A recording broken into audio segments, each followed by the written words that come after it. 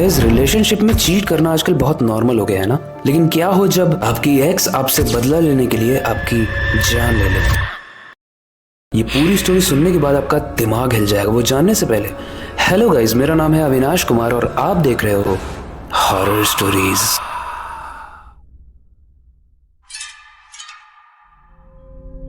नोएडा के मनु की फैमिली में उसकी माँ, उसके पापा और उसकी एक छोटी बहन थी। उसकी एक गर्लफ्रेंड भी थी जिसका नाम था प्रिया। उसके साथ उसका 4 साल का रिलेशन था, लेकिन रिसेंटली में ही प्रिया ने उसे चीट किया था और इसी वजह से इन दोनों का ब्रेकअप हो गया था। उसके बाद मनु बहुत डिस्टर्ब रहता था और सबसे लगभग कट ऑफ हो चुका था। किसी से ना बात करता था, ना कुछ एंजॉय करता था। वो एकदम शांत रहने लगा था। मगर प्रॉब्लम तब होती है जब उसका दिमाग बहुत टॉक्सिक हो जाता है और वो प्रिया से यानी उसकी गर्लफ्रेंड से बदला लेने का सोचता है। और बदला कोई ऐसा वैसा बदला नहीं, वो हर तरीके की कोशिश करने लगता है प्रिया को बर्बाद करने के लिए। उसने कहीं अपने दोस्त से काला जादू के बारे में सुना था और उसने सुना था किस तरीके से काला जादू अगर कोई सीख ले तो सामने वाले को बर्बाद कर सकता है। और गाइस, मनु ने भी जिद पकड़ ली कि वो प्रिया को बर्बाद करके रखेगा और काला जादू सीखेगा। और आखिर में यही होता है, वो एक तांत्रिक की हेल्प से काला जादू सीख लेता है और प्रिया के साथ बहुत गलत चीजें करने लगता है। उसके काला जादू करते ही प्रिया सडनली बहुत बीमार होने लगी।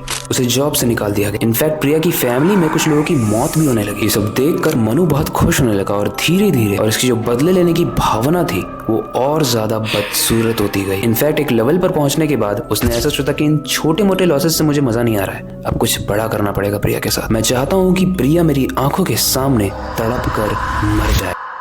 मगर वो एक चीज भूल गया था कि इस दुनिया में जो एक चीज है जो सबके लिए काम करती है वो है कर्मा। जैसा आप करोगे वैसा आप भरोगे। वो प्रिया पर मरण क्रिया करने का ट्राई करता है, यानी काले जादू की दुनिया का सबसे खतरनाक तंत्र। लेकिन इसका थोड़ा सा उल्टा असर भी होता है और धीरे धीरे करके मनु की भी हालत बिगड़ने लगती है। वो अब हर रोज अपने रूम में तंत्र मंत्र और काला जादू करने लगता है। इसी का पता उसकी बहन को लग जाता है, क्योंकि उसका रूम मनु के साइड में था। और एक रात वो मनु के रूम से अजीब सी आवाज सुनकर मनु के रूम में आती है, जिसके बाद उसे कुछ ऐसा दिखता है जिसे देखने के बाद वो डर से थरथरा जाती है। उसने देखा कि मनु एक स्क्वायर चौक बनाकर उसके पास बैठा है। 5 दिए जल रहे हैं, बीच में एक ह्यूमन स्कल है, असली ह्यूमन स्कल, और वहां पर एक खून से भरा हुआ बोल है जिसमें वो साधना कर रहा है। वो ये देखने के बाद भी कुछ बोल नहीं पाती, क्योंकि उसके लिए वो सब दृश्य काफी ज्यादा शॉकिंग था। वो बस चुपचाप रहती है, मानो वो हिल ही नहीं पा रही हो। फिर वो देखती है कि मनु एक ब्लेड उठाता है और अपने हाथ पर कट्स मारने लगता है। 1 2 3 फिर अगेन कट। मनु के हाथ से खून भी बह रहा है, लेकिन मनु को ऐसा कुछ फील ही नहीं हो रहा है, मानो उसे कोई पेन ही ना फील हो रहा। अब ऐसा दृश्य देखने के बाद उसकी बहन बहुत डर जाती है और वो बहुत तेजी से चिल्लाती है, जिससे पूरे के पूरे फैमिली मेंबर्स वहाँ पर इकट्ठे हो जाते हैं। सब लोग वहाँ से मनु को उठाकर पास वाले मंदिर में ले जाते हैं और उसके हाथ से बह रहे खून को रोकने की कोशिश भी करते हैं। घर वाले समझ जाते हैं कि ये सब तंत्र मंत्र वाला खेल है, तो किसी तांत्रिक को ही बुलाकर मनु का इलाज कराना पड़ेगा। मगर कोई भी मौलवी, तांत्रिक, पंडित उसका इलाज नहीं कर पाए, क्योंकि मनु के ऊपर मनु का ही काला जादू भारी पड़ रहा था। जो मरण क्रिया कर रहा था वो उसने अच्छे से नहीं की, जिसकी वजह से वही मरण क्रिया अब मनु के ऊपर हावी हो रही थी। लेकिन फिर भी कुछ दिनों के बाद एक मौलवी मिलता है जो इसका इलाज ढूंढता है।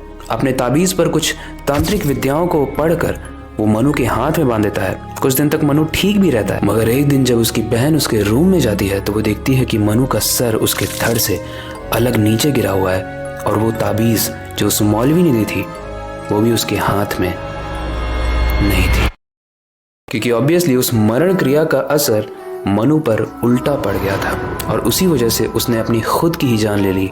खुद के ही गले को उस मरण क्रिया में समर्पित कर दिया। गाइस, इसीलिए कहते हैं कि आप किसी का भी अगर बुरा करोगे तो चांसेस हैं कि वो उल्टा आपके ऊपर भी आएगा। वेल, ये स्टोरी आपको कैसी लगी? इससे रिलेटेड कोई भी फीडबैक हो आप कमेंट सेक्शन में जरूर बताना। आपके पास अगर कोई सजेशन है जो आप कमेंट सेक्शन में देना चाहते हो तो आप जरूर देना, उस पर हम नेक्स्ट वीडियो लाएंगे। और इस वीडियो का एंड करने से पहले मैं बस एक ही चीज कहना चाहूंगा, अपनी क्यूरियोसिटी को डाई मत होने देना, नई चीजें सीखते रहना। अपने बेड के नीचे और खिड़की के बाहर जरूर देख लेना कहीं कोई ब्लैक मैजिक तो नहीं कर रहा है। मिलते हैं अगली वीडियो में।